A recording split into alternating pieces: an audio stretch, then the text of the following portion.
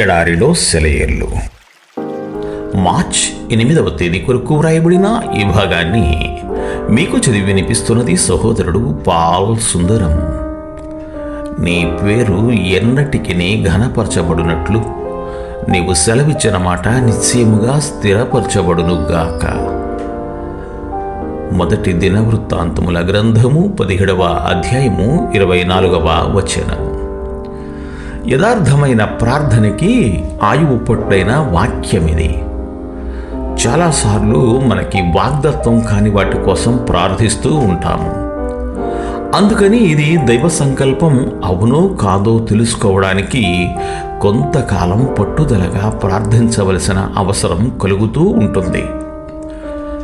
అయితే కొన్ని సమయాల్లో మాత్రం మనం అడుగుతున్నది దేవుని చిత్తానికి అనువైనదే అన్న దృఢ నిశ్చయం కలుగుతుంది. దావీదు జీవితంలో ఈ ప్రార్థన ఇలాంటిదే. బైబిల్లో ఉన్న ఒక వాగ్దానాన్ని తీసుకొని దాని కొరకు వాదించడానికి ప్రేరణ కలుగుతున్నది. దానిలో మనకి సంబంధించినదేదో ఉందనిపిస్తుంది. అలాంటి సమయాల్లో స్థిరమైన విశ్వాసంతో దేవా నువ్వన్నట్టుగా చెయ్యి అని ప్రార్థిస్తాము.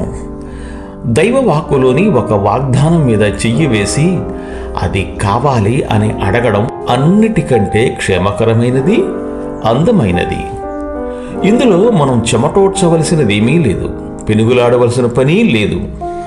చెక్కును బ్యాంకులో ఇచ్చి డబ్బు తీసుకుంటున్నట్టు ఆ వాగ్దానాన్ని దేవుని ముందు పెట్టి దాని నెరవేర్పును పొందడమే.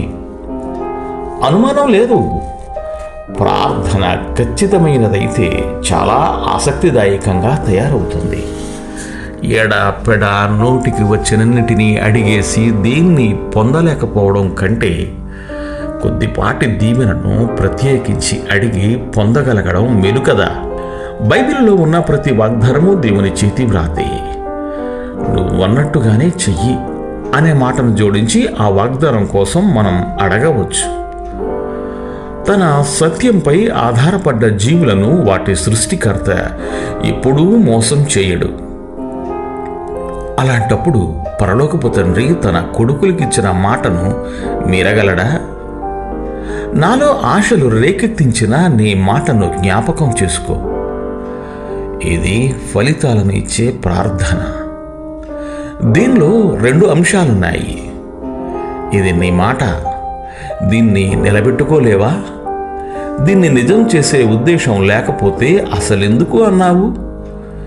దీనిలో నేను ఆశ పెట్టుకున్నాను. నువ్వే నాలో కల్పించిన ఈ ఆశను వమ్ము చేస్తావా? అవిశ్వాసము వలన దేవుని వాగ్దానమును గూర్చి సందేహింపక దేవుని మహిమపరిచి ఆయన వాగ్దానము చేసిన దానిని నెరవేర్చుటకు సమర్థుడని రూఢిగా విశ్వసించి విశ్వాసము వలన బలమునొందెను. రోమీయులకు రాసిన లేఖ 4వ అధ్యాయము 20-21 వచనముల సమాహారము. మాట తప్పని దేవుని మాటలే బైబిల్లోని వాగ్దానాలను అంత అమూల్యమైనవిగా, అపరూపమైనవిగా చేశాయి. మనుషులు చేసే వాగ్దానాలు ఒక్కోసారి పనికి రాకుండా పోతాయి. ఇలా మాట తప్పడం వల్ల ఎన్నో హృదయాలు నిరాశతో కుమిలిపోయినాయి. అయితే ప్రపంచం పుట్టినప్పటి నుండి దేవుడు తనను నమ్మే వాళ్ళకి చేసిన వాగ్దానాల్లో ఒక్కటి కూడా తప్పిపోలేదు.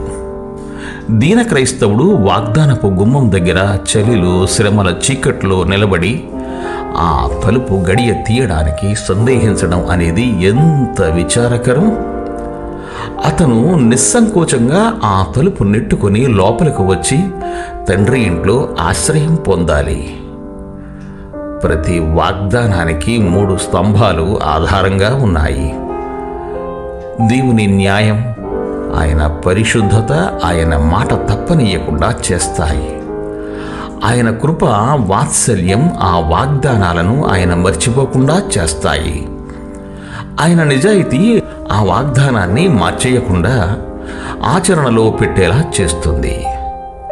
దేవుడు మిమ్ము దీవించుగాక. Amen, amen.